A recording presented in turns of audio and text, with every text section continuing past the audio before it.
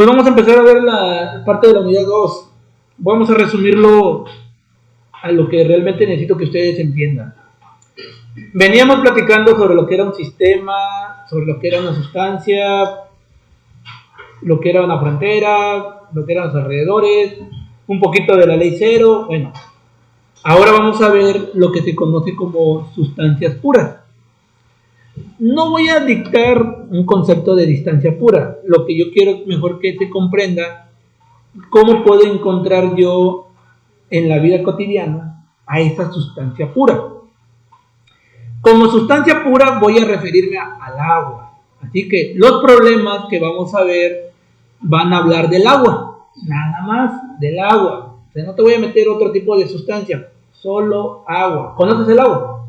Sí, ¿verdad? El agua que todos bebemos, que todos usamos. ¿Conoces en qué estado puede estar esa agua? ¿Los estados? ¿En qué estados puedo encontrarlo? Eso nos enseñan en la primaria. Sólido, líquido y gaseoso. Perfecto. O sea, ya llevas 0.5% de termo ahí. Falta el otro 0.5% de... otro 50% de termo. Bueno, miren. Todos nos explican, cuando estamos en la primaria, la secundaria y parte de la prepa, los estados de la materia. ¿Sí o no? Incluso creo que me imagino que lo viste en química básica. Bueno, los estados de la materia, tal como lo recitaron, es sólido, líquido y gaseoso. Ahí no le veo mayor complejidad. Si lo asociamos al agua, y lo voy a llamar el agua como sustancia pura, porque tiene una composición bien definida, pues yo sé que puede estar en estado sólido, y comúnmente puede ser hielo, ¿verdad? Estado sólido, hielo. En estado líquido, agua común, agua corriente, ¿no? Y en estado gaseoso, vapor. Perfecto. Entonces, el agua como sustancia pura la puedo tener en estado sólido, líquido y gaseoso, como hielo, como agua corriente o como vapor de agua. ¿Estamos de acuerdo? ¿Hasta ahí se va entendiendo? Bueno, la parte que no te enseñaron desde la primaria a la prepa, posiblemente, ¿verdad?, es cómo se lleva a cabo esos cambios de fase. ¿Cómo se llevan a cabo? No cuáles son esos cambios de fase. Por ejemplo, si yo te pregunto cuáles son esos cambios de fase, no cómo se llevan a cabo esos cambios de fase, ¿cuáles son esos cambios de fase? ¿Sí te acuerdas? ¿Cuáles son los cambios de fase? No cómo se llevan a cabo, eso yo te voy a explicar ahorita. Pero la pregunta es, ¿cuáles son esos cambios de fase? Ok. De sólido a líquido, fusión. Viceversa, de líquido a sólido, solidificación o congelamiento. Ok. El otro cambio de fase, de líquido a vapor, ¿cómo se llama? Evaporación. Lo contrario o viceversa ahora, condensación, de vapor a líquido, ¿no? De sólido a gas, sublimación.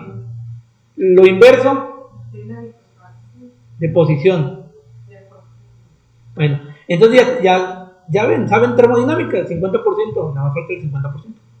Entonces, estados de fase, pues sólido, líquido y gaseoso. Cambios de fase, de sólido a líquido, de líquido a sólido, de líquido a vapor, de vapor a líquido. Bueno, esto que acabamos de platicar. Ok, ya llevan el 50%. Ahora, ¿cómo se llevan a cabo esos cambios de fase? ¿Cómo se imaginan?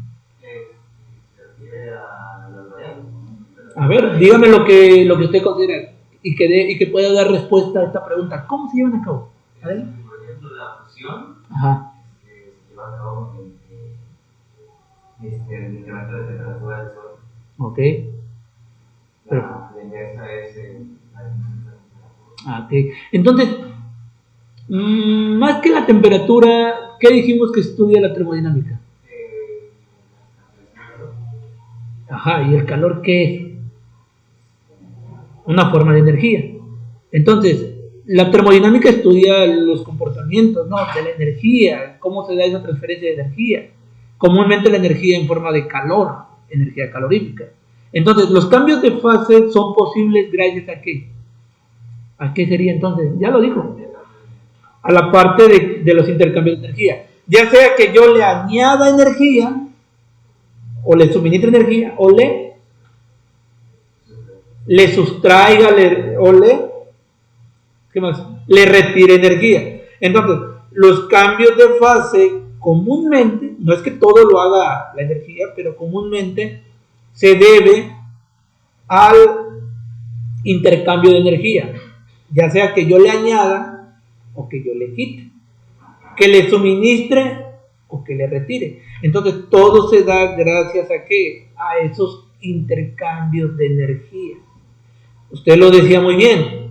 Si yo hablo de la parte del cambio de fase de fusión, que es de sólido a líquido, prácticamente lo que yo tengo que hacer al sólido es suministrar la energía. Y entonces va a ser de cambio de fase, va a pasar de algo sólido a algo líquido. Si yo estoy pensando en un vapor, ¿sí?, y le retiro energía, lo contrario a lo que les acabo de mencionar de ejemplo, le retiro energía, ¿qué le va a pasar a ese vapor? Se va a condensar, va a pasar de vapor a líquido, ¿no? Va a pasar a formar gotas de agua porque le estoy retirando energía. Todo vapor que yo le retire energía, en su momento puedo hacer que cambie de fase de vapor a líquido. Y ese cambio de fase se llama condensación. Entonces, toda la parte termodinámica que vamos a platicar es o le agrego energía o le quito energía, ¿sí?, para hacer los cambios de fase. Ahora, posiblemente algo cualitativo es que yo vea ese cambio de fase, que diga, estaba en estado sólido, estaba como hielo y pasó a estado líquido y pues pasó a ser agua, ¿no? O lo tenía en forma de vapor y ahora lo veo agua, la condensación. Pero es algo cualitativo, o sea, cambió la apariencia física, por decirlo así. Pero obviamente en termodinámica no nos podemos quedar con la parte cualitativa, de solo ver el cambio de fase de hielo a agua líquida o de vapor a agua líquida. Eso no funcionaría porque tenemos que al menos saber, sí, la parte cualitativa, pero también el comportamiento, y esa parte lo estudia el aspecto cuantitativo. Ya cuando entro en la parte cuantitativa, ahora sí, ¿qué tengo que considerar cuando se lleven a cabo esos cambios de fase? Las variables termodinámicas, como principalmente temperatura, lo primerito. Si yo estoy agregando calor, lo primero que se me tiene que venir a la mente es que la variable de temperatura va a estar presente. Eso es lo primero. Si yo le voy a agregar energía en forma de calor a mi sustancia, yo sé que algo va a pasar ahí con la temperatura. Si yo le retiro energía a mi sustancia, algo le va a pasar a la temperatura. Entonces, cuando yo hablo en términos de energía en forma de calor, la temperatura es una forma de saber qué va a suceder, qué va a pasar, ¿sí?, la variable de temperatura. Y su hermanita, que comúnmente nunca la deja, es la presión. Entonces, dos de las variables más importantes para conocer, para monitorear la parte de los cambios de fase, son esas dos: temperatura y presión, temperatura y presión, temperatura y presión. ¿Qué tipo de problemas vamos a ver en esta unidad 2? No vamos a partir de ver de sólido a líquido, no me interesa tanto eso. Me interesa qué sucede con mi sustancia cuando está en líquido y pasa a ser vapor, o cuando está en vapor y pasa a ser líquido. O sea, de los tres tipos de fases que ustedes conocen, sólido, líquido, gaseoso, te la voy a hacer incluso más fácil. Solo vamos a ver cuando es líquido o cuando es vapor. Pero obviamente suena muy sencillo, pero ahí pasan muchas cosas. Para pasar de líquido a vapor, le tengo que suministrar energía. Para pasar de vapor a líquido, le tengo que quitar energía. Eso lo tienes que entender muy bien. Y algo va a pasar con las variables de presión y temperatura. Siempre. Ahora bien, como la tarea es ver cómo se llevan a cabo estos cambios de fase o estos cambios de estado, cuando yo tengo agua o cuando en su momento yo tenga vapor, pues ahora yo les voy a platicar sobre 5 estados. Tú conocías 3 estados. Ahora vamos a trabajar con 2 estados, de líquido a vapor. Pero dentro de esos 2 estados que comúnmente nos enseñan, desde la primaria a la prepa, hay 5 estados más. O sea, dices, vamos, y nada más hay de líquido a vapor. Sí, pero en ese lapso de líquido a vapor hay 5 estados más que tú como químico tienes que conocer. ¿Sí? ¿Cuáles son esos estados? De hecho, no son muy diferentes a lo que ya sabes. Solo trata de que ahorita ubicar las ideas que ya conoces, porque de hecho te vas a dar cuenta de lo que te voy a platicar, tú ya lo conoces en su mayoría. Solo tratas de ubicar esas ideas en el momento de cada uno de los estados. Te vas a dar cuenta ahorita con el estado 1 que te voy a manejar. Fíjate, dice, bueno, un momentito, voy a pasar mejor de aquí. Bueno, el primer estado que vamos a ver es lo que se conoce como un estado líquido comprimido. Se lo voy a explicar. Después, si gustan, pueden estudiar estas notas que se las voy a compartir en la plataforma. El líquido comprimido, se los voy a explicar, pero sí me gustaría que tomaran apuntes de las ideas que les voy a decir. El líquido comprimido, para que no te lo compliques de cómo lo puedes ver, es agua líquida, agua corriente, agua que tú conoces, agua natural, en pocas palabras. Entonces ahí le puedes poner, el líquido comprimido es agua natural, nada más. Ese es el primer dato. ¿Cuál es el otro dato que te tienes que saber y que es muy importante y que te va a ayudar a entender los demás estados? Es que la temperatura a la que se va a encontrar nuestra agua tiene que estar, no por regla general, pero tiene que estar comúnmente por debajo de los 100 grados Celsius. Esa es la otra idea. Entonces, la primera idea es que un líquido comprimido, lo entiendes como agua natural, agua corriente, agua como tú la conoces, como la bebes, como la ocupas. ¿Estamos de acuerdo? El otro dato importante es que esta agua tiene que estar al menos con una temperatura menor a 100 grados Celsius. O sea, menor a su temperatura de ebullición. Eso también es otra clave. Que debe de estar por debajo de los 100 grados Celsius, es decir, por debajo de su temperatura de ebullición. Otro dato que ya se va a complicar, pienso yo, por el término que vamos a utilizar. El líquido comprimido, que ya te dije que tiene que estar por debajo de los 100 grados Celsius, te lo voy a decir ahora en términos ya más técnicos. Tiene que estar, un líquido comprimido es aquel que se encuentra menor a su temperatura de saturación. Ya es una palabra más técnica. Lo siento mucho, pero así se tiene que ver. Entonces, un líquido comprimido es aquel que se encuentra a una temperatura menor a su temperatura de saturación. Anótalo como lo hayas entendido. Otro dato que te puedes llevar. Te lo voy a explicar, pero ahorita capta la idea. Cuando yo hablo que tenemos temperatura de saturación, prácticamente lo que estoy diciendo es que esa es la temperatura a la que debe de ebullir.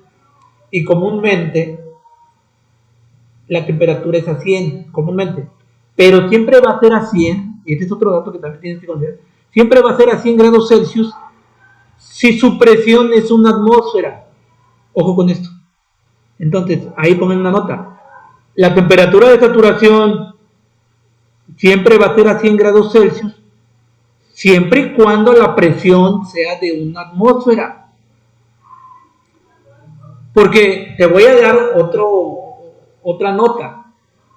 O si me preguntarías, oiga, entonces la temperatura de saturación de una sustancia pura puede variar, no siempre va a ser 100, o sea, si hablamos del agua, o sea, su temperatura de saturación del agua no siempre va a ser a 100? No. Por regla general, comúnmente así lo conocemos, que su temperatura de saturación del agua o su temperatura de ebullición siempre va a ser a los 100 grados Celsius, pero siempre y cuando la presión sea una atmósfera. ¿Puede ser por debajo de los 100 grados Celsius? Sí. ¿La temperatura de saturación puede ser menor a los 100 grados Celsius? Sí. Pero también ten en cuenta que la presión no va a ser a una atmósfera, va a ser menor. Pero bueno, eso ya lo vas a ir entendiendo más adelante. Ahorita resumimos, es agua líquida, agua corriente. Su temperatura siempre va a ser menor a 100, por lo tanto su temperatura siempre va a ser menor a la temperatura de saturación. Y con eso al menos vamos a ir entendiéndonos. Hasta aquí yo creo que es lo más sencillo que te lo puedo explicar. No hay otra manera, al menos. ¿Preguntas? Yo sé que la tercera nota de que el líquido comprimido es aquella que se encuentra a una temperatura menor a su temperatura de saturación, yo creo que eso todavía te va a causar un poquito de... ahí pienso yo, pero bueno. Ese es el primer estado, líquido comprimido. Segundo estado, líquido saturado. Líquido saturado. ¿Qué es un líquido saturado? Como su nombre lo dice, primera nota, primera clave, sigue siendo un líquido. Te está diciendo líquido saturado, pues sigue siendo líquido. Posiblemente te preguntes, ¿cuál es la diferencia del líquido comprimido al líquido saturado? Ok, ambos son líquidos. Yo te decía que en el líquido comprimido su temperatura va a ser menor a 100, porque estoy dando por hecho que su temperatura de ebullición va a ser 100. Con un líquido saturado, ¿sí?, significa que ahora su temperatura ya son los 100, ya no es menor a 100, ya son igual a 100, no menor a 100, no mayor a 100, son los 100. O sea, que un líquido saturado es aquel que se encuentra a su temperatura de saturación. Repito, un líquido saturado es aquel líquido que se encuentra a una temperatura igual a su temperatura de saturación. Si yo doy por hecho que la temperatura de saturación es a 100, entonces ese líquido saturado se encuentra a 100 grados Celsius. ¿Estamos de acuerdo? Bueno, voy a retomar algo de líquido comprimido. Para que sea un líquido saturado, se entiende que ese líquido saturado, para que llegara a 100, ¿qué se le tuvo que agregar? Calor. O sea, no creas que de la nada encontraste ese líquido saturado a 100 grados. No. Para que llegara a los 100 grados Celsius, naturalmente yo tuve que agregarle calor, energía en forma de calor.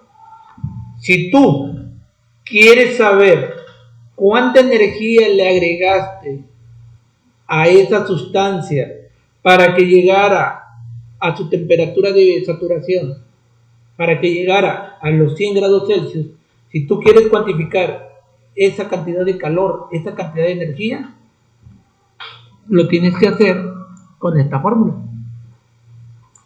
Y que dice Q sensible es igual a la masa por el calor específico por la variación de temperatura. MCP delta T. Si tú te dicen, oye, a ver, tu agua se encontraba a 20 grados Celsius y lo llevas a la temperatura de saturación, lo llevas a 100 grados Celsius, dime cuánta energía le tuviste que agregar para que pasara de los 20, por ejemplo, y llegara a los 100 exactos. Ok, con esta formulita.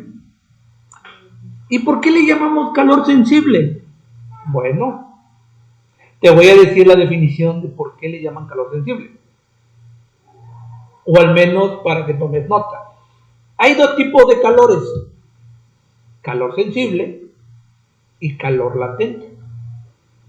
El calor sensible comúnmente solo se agrega, solo se añade, solo se suministra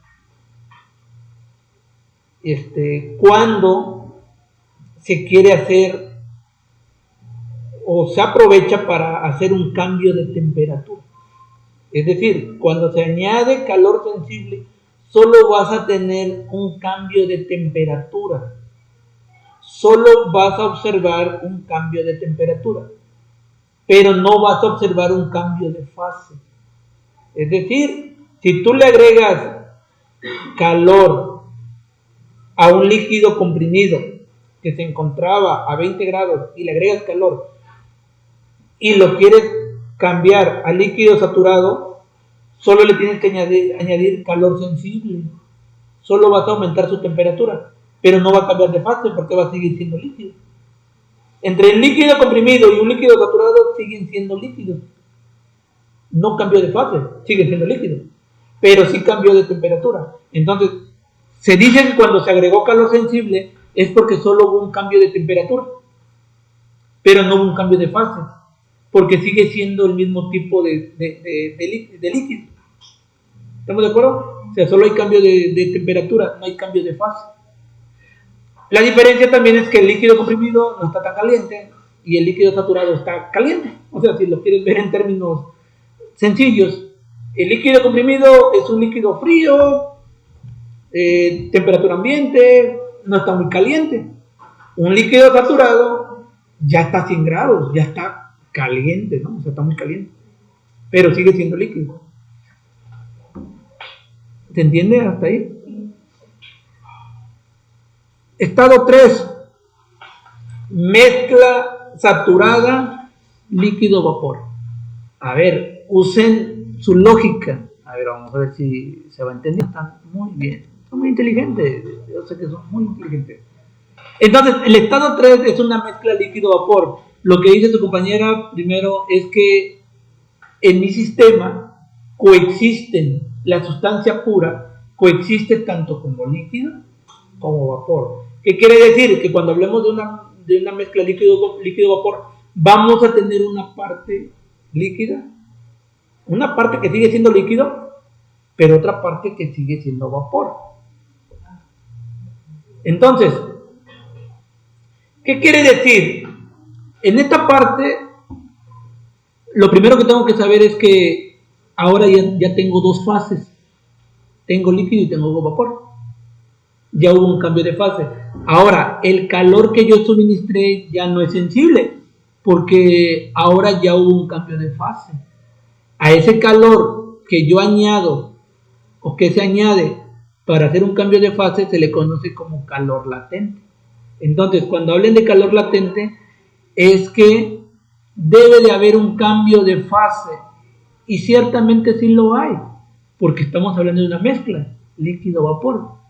El líquido ya pasó a ser vapor. Al aparecer la primera burbuja de vapor, yo ya tengo una mezcla. Entonces la característica sería esta, que una mezcla de líquido-vapor es cuando se tiene al menos la primera burbuja de vapor. Habiendo una primera burbuja de vapor, ya no es líquido saturado, ya es mezcla de líquido y vapor. Ya hay un cambio de fase. ¿Qué pasa con la temperatura? La temperatura no cambia. La temperatura se mantiene constante. Siguen siendo 100 grados Celsius. Entonces, una mezcla de líquido-vapor es, como su nombre lo dice, coexisten dos fases, tanto líquido como vapor. La temperatura permanece constante y el tipo de calor que se agrega es latente, calor latente. ¿Por qué? Porque hay cambio de fase, pero no hay cambio de temperatura. Se sigue manteniendo la temperatura de saturación. Se sigue manteniendo la temperatura de los 100 grados Celsius. ¿Cómo calculo, si yo quiero saber cuánto es el calor latente que se le añadió para generar la primera burbuja de vapor? Bueno, con esta fórmula la puedo determinar. calor latente es igual a la masa por la variación de entalpías. Por el momento no se preocupen tanto por esto. O sea, solo está la fórmula para que la vayan conociendo, pero ahorita calor latente es igual a la masa por la variación de entalpías. En calor sensible era por la variación de temperatura. Aquí es por la variación de entalpías.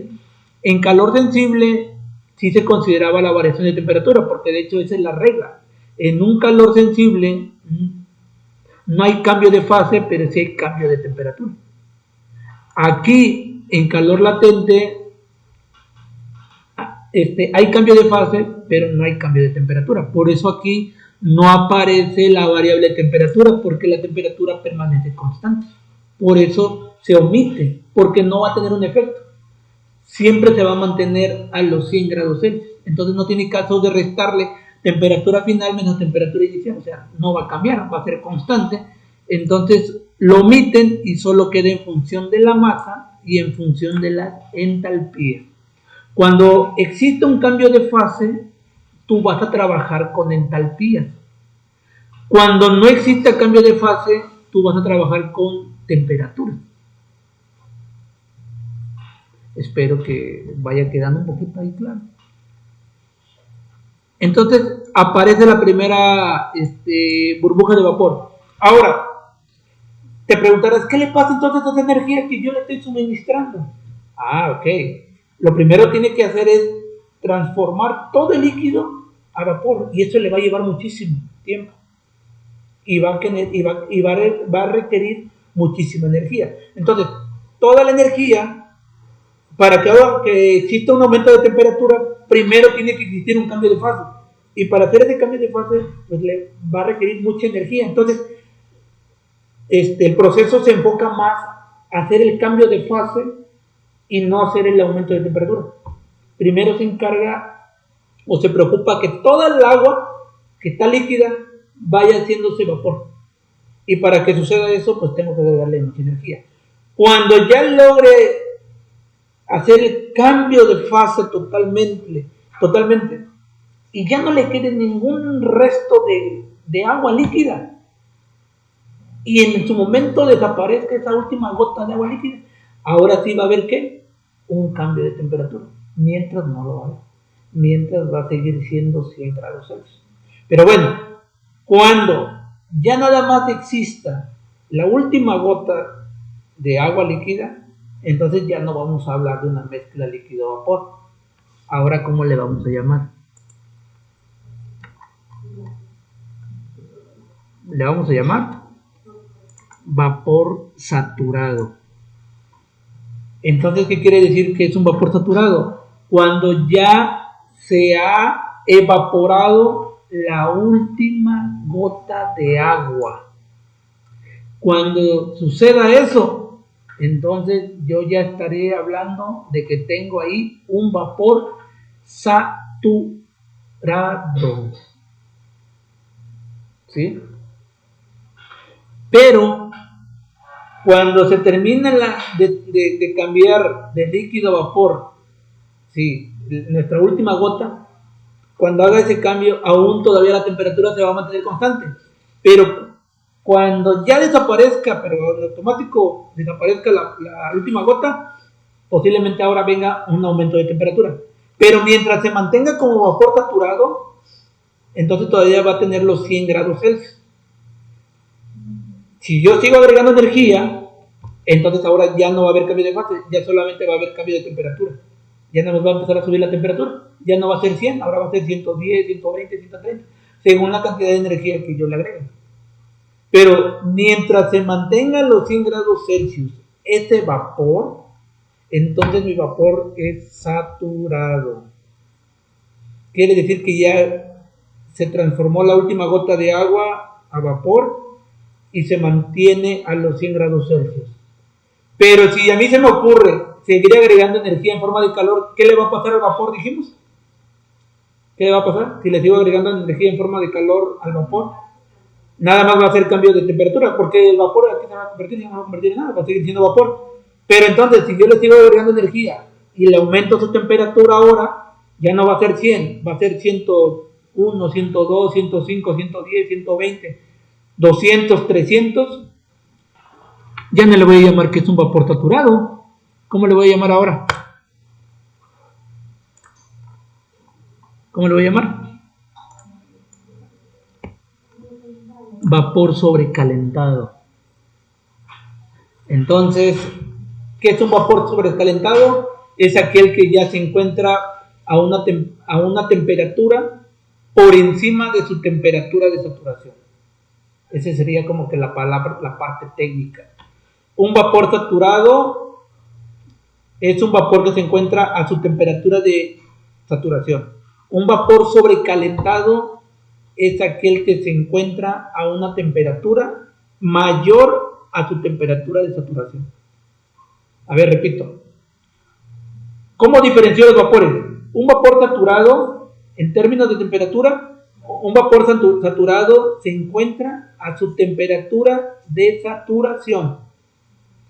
Un vapor sobrecalentado es aquel que se encuentra a una temperatura mayor a la temperatura de saturación. Y es decir, pues puede estar ya por encima de los 100 grados Celsius. Aquí, por ejemplo, en este caso, aquí está, miren, en la imagen, ¿cuánto dice? 300, o sea, es un ejemplo. Pero ya pasando los 100 grados Celsius, 101, 102, 105, 110, ya es un vapor sobrecalentado. Y esos son los 5 estados, al menos los 5 estados termodinámicos que tú debes de conocer. No vamos a manejar todos en el problema. No terminaríamos, la verdad, porque se hace un mundo de cálculos. Pero sí vamos a ver su relación.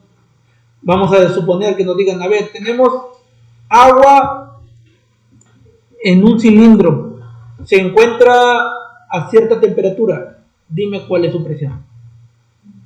Tenemos agua en un cilindro, otra vez, dime qué tipo de estado le corresponde. Estado 1, estado 2, estado 3, 4, 5. ¿Es un líquido comprimido? O dime si es un líquido saturado, o es un vapor, es una mezcla líquido-vapor, o es un vapor saturado, o es un vapor sobrecalentado. Eso al menos sí te lo voy a enseñar. Y son de los problemas más sencillos. Yo me comprometo a darlo. Si aquí no nos alcanza el tiempo, yo te voy a mandar los apuntes, porque también debes de entender esa parte, que pues, comúnmente sí nos puede dar tiempo o no. Pero bueno, esa es la parte teórica.